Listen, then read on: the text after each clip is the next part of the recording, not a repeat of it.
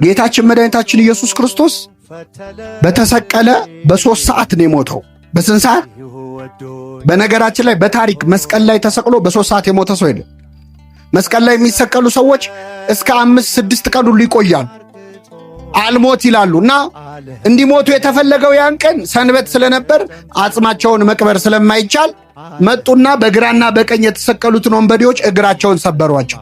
እግር የሰበሩ ለምንድን ነው? መስቀል ላይ የተሰቀሉ ሰዎች በእግራቸው ከፍ ብለው ነው የሚተነፍሱት። እግራቸው ከተሰበረ መተንፈስ አይችሉም፣ ይሞታል። ክርስቶስን ግን ሲያዩት ወዲያውኑ ሞተው ነበር በ3 ሰዓት። ለምንድን ነው ክርስቶስ ወዲያው የሞተው? ከዛ በፊት 6666 ጊዜ ምን ብሏል? ተገርፏል። አጥንቱ እስከሚታይ ተገርፏል። በሾለ የአይሁድ መግረፊያ እኮ የሮማውያን መግረፊያ አጥንት የሾለ አጥንት አለው፣ እሾህ አለው፣ ብረት አለው፣ የብረት ቁርጥራጮች አሉ። እላዩ ላይ ሲያርፍ ስጋውን እየነጨ ነው የሚነሳ። አንዳንዴ ሲገርፉት ስጋውን ይነጭና በጣም ብዙ ስጋ መግረፊያው ላይ ስለሚኖር መጀመሪያ መግረፊያውን አራግፈው ነው ድጋሚ የሚገርፉት። አምላካችን እንደዛ ተገርፎ በዛ ላይ ስቃዩን ለመቀነስ እንኳን አልፈለገም። አይሁድ ሮማውያን ሰው ሲቸነክሩ ሚስማር ከመቸንከራቸው በፊት በጭስ ትንሽ ሰብአዊነት ስላላቸው ሰውየው በጣም እንዳያመው ወይን ጠጅ ያጠጡታል፣ እንዲሰክር ማለት። ከሰከረ ህመሙ ትንሽ ምን አይለው አይሰማውም። ክርስቶስ ሊያጠጡት ሲል ወይን ተፋው ነው የሚለው። ስለኛ የሚቀበለውን መከራ መቀነስ አይፈልግም። እያንዳንዱን ህመም መታመን ፈልጓል ለኛ። ስለዚህ ተፋው። ሐሞት ነው የጠጣው እንጂ ወይኑን ግን ተፋው ነው የሚል። ወይነ ዘያስኦዝዝ ይላል። የሚያደነዝዝ ወይን አልፈልግም፣ ተፋው። ስለዚህ ክርስቶስ በዛ ሁሉ ስቃይ ላይ ሆኖ በ3 ሰዓቱ ሞተ። ክርስቶስ በተሰቀለ ሰዓት ሐዋርያቱ በዛ አልነበሩ ከዮሐንስ በስተቀር።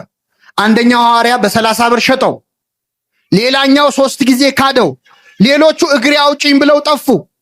ዘመድ አልነበረውም ክርስቶስ። ዓርብ ዕለት ባለቅኔው ምን አሉ? አልቦ ዘመድ ጊዜ ተዋርዶ ወይ ከውን ባይደ ጊዜ ተዋርዶ ዘመድ። በመዋረድ ቀን በሉ እስኪ ዘመድ የለም። አዎ በክፉ ቀን ዘመድ አለ። የደስታ ቀን የሚያጅቡን ሰዎች ባለን ጊዜ አይዞ የሚሉን። ክርስቶስ አሳና እንጀራ ባበረከተ ጊዜ እኮ ዘመዱ ብዙ ነበር አይደል? ያን አሳና እንጀራ እየበሉ እንደውም ጭራሽ ሲጠፋባቸው መምህር ወይ የት ሄደህ ጠፋ እያሉ እኮ ሲፈልጉት ዋሉ ይላል ዮሐንስ ወንጌል ምዕራፍ 6 ላይ። መምህር ወይ የታደርክ ሲሉት ነበር። የጠገቡ ቀን ሁሉም ወዳጆቹ ናቸው። አሳና እንጀራ ሲያበራ ፊቱ እንደ ፀሐይ ሲያበራ በታቦር ተራራ ላይ ጴጥሮስ፣ ዮሐንስ፣ ያዕቆብ በዚህ መሆን ለኛ መልካም ነው ሲሉ ነበር። በቀራንዮ ግን በዚህ መሆን ለኛ መልካም ነው አላሉ። እግሬ አውጪኝ ብለው ጠፉ። ብቻውን ነበር ክርስቶስ፣ ዘመድ አልነበረው። ሁላችሁ ብቻዬን የምትተውኝ ሰዓት ይመጣል ብሎ ነግሯቸው ነበር። ለምደነው ነው እንጂ እኮ ደም በደም ሆኖ እያዩ ማመን ይቻላል ወይ? ክርስቶስ እየተገረፈ እያየ አምላክነቱ እንዴት ታለ? ሙት ሲያስነሳ እኮ አይደለም ያየው ወንበዴ፣ ድውይ ሲፈውስ አይደለም። እሱ ቢሆን ኖሮ ቀላል ነው። ሲያበላ ሲያጠጣ አይደለም እንዴ? ያበላ ያጠጣ ቀን እኮ ክርስቶስ አሳና እንጀራ አበርክቶ ያበላቸው ሰዎች ካላነገስን ብለው እኮ ሸሽቶ ተራራ ላይ ወጥቶ እንዳመለጠ ታውቃላችሁ። ይህ ወንበዴ ግን በክርስቶስ ያመነው ተገርፎ እያየው ነው። ፊቱን ውበቱን አይቶ አይደለም። አንዳንድ ሰዎች የክርስቶስን መልኩን አይቶ ያመኑ ሰዎች አሉ። የወደዱት ፊቱን ለማየት ከሰው ልጆች ይልቅ መልኩ ያማረ ነው እንዳለ ነብዩ እግዚአብሔር ላይ ፊቱ ስለሚያምር ሊያዩት የመጡ ሰዎች አሉ። ዓርብ ዕለት እኮ ክርስቶስ እንኳን ውበት መልክ የለውም፣ መልክና ውበት የለውም ነው ያለው ነብዩ። ምንና ምን የለውም? ውበቱን ተውት፣ መልክ የለውም። አይኑ የቱ ጋር አፍንጫ የቱ ጋር እንዳለ ማወቅ እስከማይቻል ፊቱ በደም ተለውሷል። ዓርብ ዕለት የሚያየው ሰው የሚያየው የተሰቀለ ስጋ ነው። ታውቃላችሁ፣ የተሰቀለ ስጋ ነው የሚያየው። ለማየት እንኳን ያሰቅቅ ነበር። ወደ እሱ አቅጣጫ ማየት ይጨንቅ ነበር። እንደዛ እየተሰቃየ አይቶ ግን አመነበት። የቀኘው እንግዲህ አምላክ መሆኑን አወቀ። ንጉሥ ነህ አለ። በመንግስት አለ። በመንግስት ብቻ አይደለም፣ በመጣህ ጊዜ አስበኝ። ምን ባልክ ጊዜ ምን ማለት ነው? አሁን እንደማይ ሞታ አትቀርም፣ ከሞት ትነሳለህ። ተነስታ አትቀርም ወደ ሰማይ አርጋ አትቀርም፣ ዳግም ልትፈርድ በመጣ ጊዜ። አይገርማችሁ? የተገረፈው እኮ ክርስቶስ እኛ ለቡሄ በምናጮኸው ጅራፍ አይደል። ሮማውያን የሚገርፉበት ጅራፍ የሾህ እሾህ ያለበት እኮ ነው ጅራፉ ራሱ። ሚስማር ያለበት የሾሉ አጥንቶች ያሉበት ሰውነት ላይ ካረፈ በኋላ ስጋ እየነጨ የሚነሳ። አንዳንዴ ስጋውን ነጭተው ድጋሚ ሊገርፉት ሲሉ ስጋውን አራግፈው ነው ከዛ በኋላ የሚገርፉት። የስቃይ ቀን ነበር። ስለዚህ በ3 ሰዓት ውስጥ መስቀል ላይ ስጋ የተሰቀለ እኮ ነው የሚመስለው። ባየነው ጊዜ እንወደው ዘንድ ደም ግባት የለውም መልክና ውበት የለውም ነው የሚለው እኮ። መልክና ውበት ብቻ አይደለም መልክም አልነበረው። ሲያዩት አይመስልም፣ ተሸፍኗል በደም። በዛ ሁኔታ ላይ ያለ ዮሴፍና ኒቆዲሞስ ተነሱ። ኒቆዲሞስ በቃ ማታ እስኪመሽ አልጠብቅም አለ። ዛሬ ነው በአደባባይ እምነቴን የምገልጸው። ይገርማል። እንዴት አይነት ጻድቅ ነው ኒቆዲሞስ! ሐዋርያ በፈሩበት ቀን ደፈረ። ስልጣኔ ገደል ይግባል፣ ሀብቴ ለዚህ ቀን ካልሆነ ለምን ይሆናል? ወጣ በአደባባይ። ልብ አርጉ፣ ክርስቶስ አይቶ ሊታዘበው የማይችልበት ቀን እኮ ነው ያቀናል። ክርስቶስ ሞቷል እኮ አይደል? እንደው ሲያየኝ ያዝንብኛል እንኳን ሊል አይችልም፣ ሞቷል። በሞተ ሰዓት ሐዋርያ ሆኖ ተነሳ ኒቆዲሞስ። ከዮሴፍ ጋር ተነስተው ወደ ጲላጦስ ሄዱ ይላል። የኢየሱስን ስጋ ለመኑት ይላል። እስኪ በሉ የኢየሱስን ስጋ ለመኑት። የክርስቶስን ስጋ ለመለመን ያብቃል። ለሁላችን ስጋውና ደሙን ይስጠን። እነሱ የለመኑት ጲላጦስን ነው፣ እኛ የምንለምነው እሱን ራሱን ነው፣ ባለቤቱ። ስጋህን ደምህን ስጠን ለስርየት እንዲሆነን እያልን አንዳንዴ ንስሐ አባቶቻችሁ አስቀየሙኝ ብላችሁ ከስጋው ደሙ የምትሸሹ፣ ፊት ነሱኝ ብላችሁ ከስጋው ደሙ የምትርቁ ሰዎች ለክርስቶስ ስጋና ደም አይደለም ንስሐ አባት ጲላጦስም እኮ ይለመናል። ጲላጦስን ለመኑት ስጠን ስጋውን ብል። እንዴት አይነት ጻድቅ ሰው ነው! ደጅ የማይጸናው ኒቆዲሞስ፣ ባለጸጋው ኒቆዲሞስ ለጌታ ስጋ ሲሆን ግን ደጅ ጸና።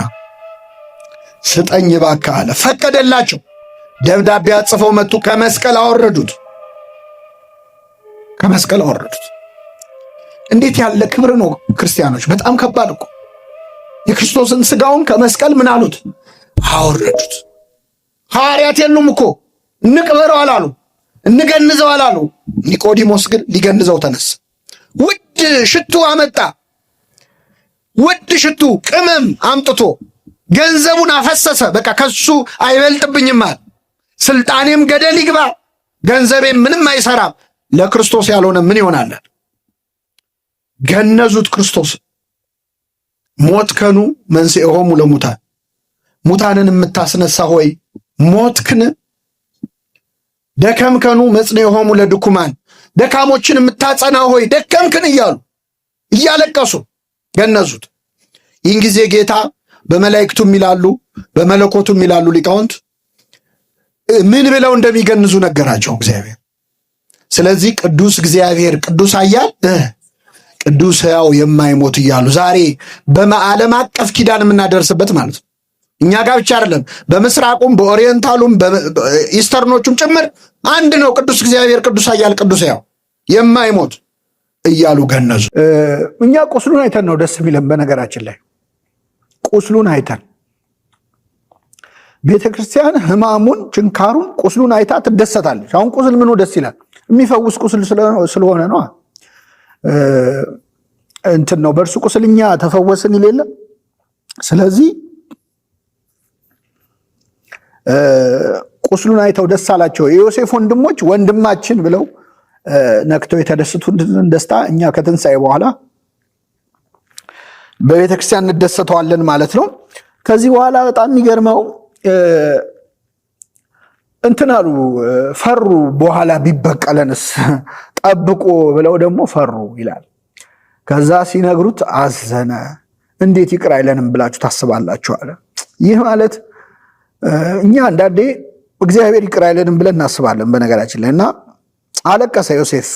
ክርስቶስ ያለቅሳል በነገራችን ላይ። ይቅር አይለንም ብለን ከማሰባችን በላይ የሚያሳዝነው ነገር የለም። እግዚአብሔር አንዳንዴ እኮ ንስሐ ገብተንም አሁን እንደው በቃ ይምረኝ ይሆን ብለን እናስባለን። እኛ ለራሳችን ይቅርታ ማድረግ አንችልም። እሱ ይቅር እላለው ባለው መንገድ ሄደን ራሱ ንስሐ ገብተን ማረን ብለ ነው ግን አይ የሚምረኝ አይመስለኝም እንላለን። እኛ ለራሳችን ምህረት ማድረግ ያቅተናል። የእሱ ምህረት ከኛ በላይ ስለሆነ ማለት ነው። እኛን ከኛ በላይ ስለሚወደን እግዚአብሔር ምህረት ያደርጋል እና አዘን እንዴት ይቅር አይሉኝም? እና ክርስቶስም የሚያዝነው ከኃጢአታችን በላይ ይቅር አይለንም ብለን ማሰባችን ነው ማለት ነው። ሰይጣን ክርስቶስን ሲፈትነው ክርስቶስ የእግዚአብሔር ልጅ መሆኑን አላወቅም። አምላክ መሆኑን ገና አላወቀም። ይህን ካላወቃችሁ የታሪክ ግራ አጋባችሁ። ሰይጣን በትክክል ክርስቶስ አምላክ መሆኑን ያወቀው በዕለተ ዓርብ መስቀል ላይ ነው። እስከዚያ ድረስስ ይጠራጠር ነበር። እመቤታችንን ቅዱስ ገብርኤል መጥቶ እነሆ ትጸንሻለሽ ወንድ ልጅ ትወልጃለሽ ብሎ ያበሰራትን ብስራት ሰይጣን አልሰማም።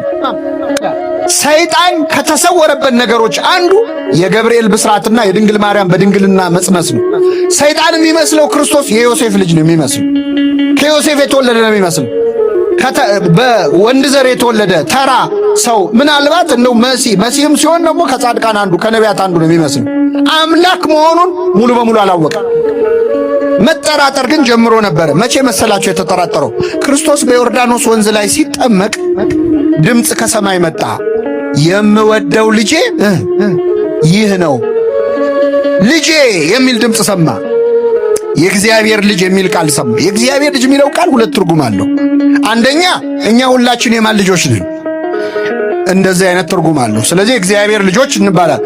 የእግዚአብሔር ልጅ ተብሎ ግን በነጠላው ከተነገረ ክርስቶስ ወልድን ወልደ እግዚአብሔር ማለት ምን ማለት መሰላት? የእግዚአብሔር ልጅ ማለት እግዚአብሔር ማለት የሰው ልጅ ሰው ነው። የእንስሳም ልጅ የእግዚአብሔር ልጅ እግዚአብሔር የባህሪ ልጁ ማለት ነው። ስለዚህ ሁለት ትርጉም አለው እና የእግዚአብሔር ልጅ ወይም እግዚአብሔር አብ ሲናገር ሰማ። የምወደው ልጅ ይህ ነው ሲባል ሲሰማ እንዴ የእግዚአብሔር ልጅ ነው እንዴ ብሎ ተጠራጠረ። ግን ምን ለማለት የእግዚአብሔር ልጅ የተባለው? እንደ ሁሉም እስራኤላዊ ወልደ ዘበኩር የበኩር ልጅ እንደተባሉ እስራኤላውያን ነው የእግዚአብሔር ልጅ የተባለው ክርስቶስ ወይስ የእግዚአብሔር የባህሪ ልጅ ነው? የማይደረግም። እስቲ ለማንኛውም አለና መጠራጠር ጀመረ። ክርስቶስ ሲጠመቅ 40 ቀን 40 ሌሊት ከጾመ በኋላ ሰይጣን ሊፈትነው መጣ። ሊፈትነው ሲመጣ የመጀመሪያዋ ጥያቄ ምንድነች? አሁን አስብያቸዋለሁ። የማን ልጅ ከሆንክ? አይሰማም። አያችሁ፣ ጨንቆታል ማለት ነው ሰይጣን። የእግዚአብሔር ልጅ ነው አይደለም የምትለዋ ነገር ከንክነዋለች። እንዳገኘው የመጀመሪያው ጥያቄ የማን ልጅ ከሆንክ ነው። ከሆንክ የሚለው ቃል ምን ያሳያል? ከሆንክ ማለት ምን ማለት ነው? መጠራት እና ወይስ አይደለም? የእግዚአብሔር ልጅ ከሆንክ እነዚህን ድንጋዮች ዳቦ አድርጋል። ጌታ በሊቀ ካህናቱ ሸንጎ ውስጥ እየተመረመረ እያለ ሊቀ ካህናቱ ሲጠይቀው ክርስቶስ መለሰ። ሲመልስ እዛ ከቆሙ ሰዎች አንዱ መጣና ክርስቶስን እንዴት ለሊቀ ካህናቱ ትመልሳለህ ብሎ በጥፊ መታው ይላል። ሲመታው ክርስቶስ ምን አለ? ለምን ትመታኛለህ አለ። እስኪ በሉ ለምን? ክርስቶስ ያ ሁሉ ጅራፍ ሲወርድበት ለምን ትመቱኛላችሁ ብሏል? ሲቸነከር ለምን ትቸነክሩኛላችሁ ብሏል? ይህ ሰውዬ ግን ሲመታው ምን አለ? ክፉ ተናግሬ ከሆነ ስለ ክፉ መስክርብኝ፣ መልካም ተናግሬ ከሆነ ግን ለምን ትመታኛለህ አሉ።